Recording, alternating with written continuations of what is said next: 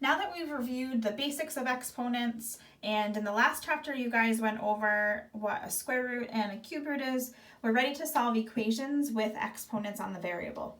So for this first one, the first two actually, we're not really dealing with much else other than just the exponent. Here we're looking for what number times itself equals 49.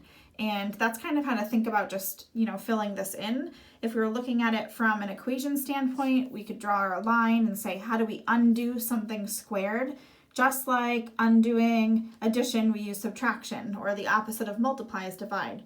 The opposite of something squared is the square root. So if I square root over here, that's going to cancel that 2 out. I'm going to square root over here, and I've got my x alone. And the square root of 49 is 7. Now lots of kids would stop here, they'd give 7 as their answer, and you're almost all the way right, actually halfway right. Positive 7 times positive 7 does equal 49. However, we're forgetting about negative 7 here. We can also have negative 7 as an answer, or negative, the opposite of our positive answer as our answer when it's squared, because negative 7 times negative 7 also equals 49. So we could have two answers here, 7 and negative 7. Another way to write that, you could have plus or minus 7 as well. So the next one, we have a cube example. So I have x cubed equals 216. So the opposite of cubed is to do the cube root, where we got that little index number of 3 on the ledge. And we'll do the same thing over here. Well, the cube root of 216 is 6.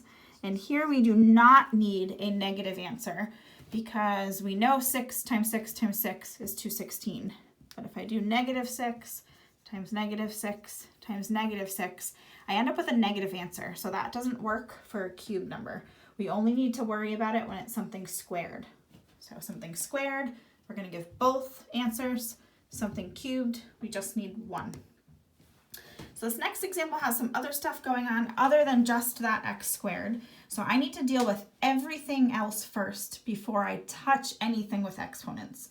So I'm going to pretend like we're back in the fall. We're just solving this one-step equation. Draw my line. If I do something on one side, I've got to do it on the other. Here I have multiplication of 3 times x squared. To undo multiplication, I divide. And I'm going to divide on both sides. And I have x squared equals 36. So now this looks very much like the first one that we just did. We need to undo our square, so we can square root both sides. And I know the square root of 36 is 6, but I'm not going to forget to give my negative answer as well. 6 and negative 6. Or you can sometimes see it written like that as well. Next one, I have a fractional coefficient times, or a half times x cubed equals 32. So for this one, remember to undo a fraction, we can multiply by the reciprocal. So I can multiply by 2 here to get rid of that fraction out in front.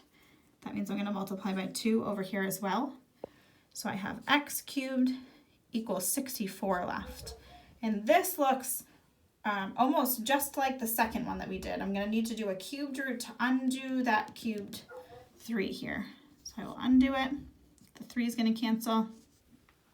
And the cubed root of 64, we're looking for what times itself 3 times gives me 64. Well, I know that that's going to be 4. And I'm not worrying about a negative answer because I had a power of 3. I'm not worrying about it when it's cubed. So I have 4, and I'm going to move on to the next one. Last but not least, this one I've got even a little bit more going on. Again, I'm ignoring that exponent until the final step. Do not even pay attention to it. Pretend like it's not even there. If this equation was just 2x minus 8 equals 64, you guys would know right away I'm going to add 8 and divide by 2. You all know that. So that's what we're going to do. Here I'm going to add 8 to undo that subtraction and cancel it out. So I have 2x squared equals 72. And then next I'm going to divide by 2 on both sides. So I'm left with x squared equals 72 divided by 2 gives me 36. Now I'm going to deal with my exponent. I didn't touch it beforehand. I solved it as normal. And now based on the other examples we've done, we know to undo something squared, you're going to find the square root of it. So the square root of 36 is 6. I'm not going to forget to give my negative answer as well though. So I have 6 and negative 6. And that is solving equations with exponents.